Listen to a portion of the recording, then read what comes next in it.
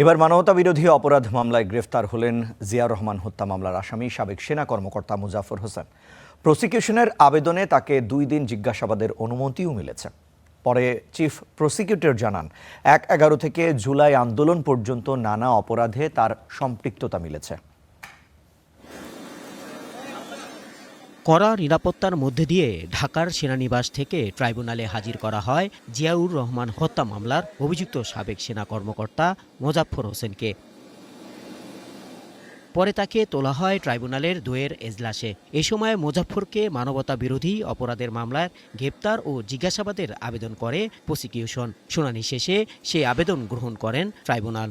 আমরা একটি আজকে নতুন করে দরখাস্ত দিয়ে বলেছি যে তাকে জিজ্ঞাসাবাদ করা প্রয়োজন এবং আমরা 2 দিনের জন্য তাকে, এটাকে আপনারা রিমান্ড বলেন অথবা সেম হবে জিজ্ঞাসাবাদ যে অর্থেই বলেন, তাকে ইন্টারোগেশন, আমাদের আইনে যেভাবে বলা আছে, তাকে ইন্টারোগেশনের জন্য।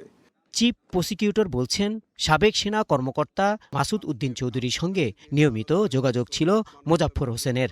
1/11 থেকে জুলাই আন্দোলন পর্যন্ত সংঘটিত নানা মানবতা বিরোধী অপরাধে তার সম্পৃক্ততা পাওয়া গেছে। আমরা মনে করি, আমাদের সন্দেহ হচ্ছে যে তৎকালীন সরকারের সাথে তার সংশ্লিষ্টতা ছিল এবং তার সংশ্লিষ্টতার মধ্য দিয়েই মানবতা বিরোধী অপরাধেও তিনি অংশগ্রহণ করেছেন এবং মাসুদ উদ্দিন চৌধুরীর মতো এরকম যে দুষ্কৃতিকারীদের সাথে তার একটা সুসম্পর্ক বজায় রেখেছেন। এছাড়াও জামাত নেতা দেলোয়ার হোসেন সাঈদীর মামলার সাক্ষী সুখরঞ্জন বালী অপহরণ মামলায় অভিযুক্ত ফজলুর রহমানকে হাজির করা হয় ট্রাইব্যুনাল 1-এ। Rahman Faiz, Star News, Dhaka.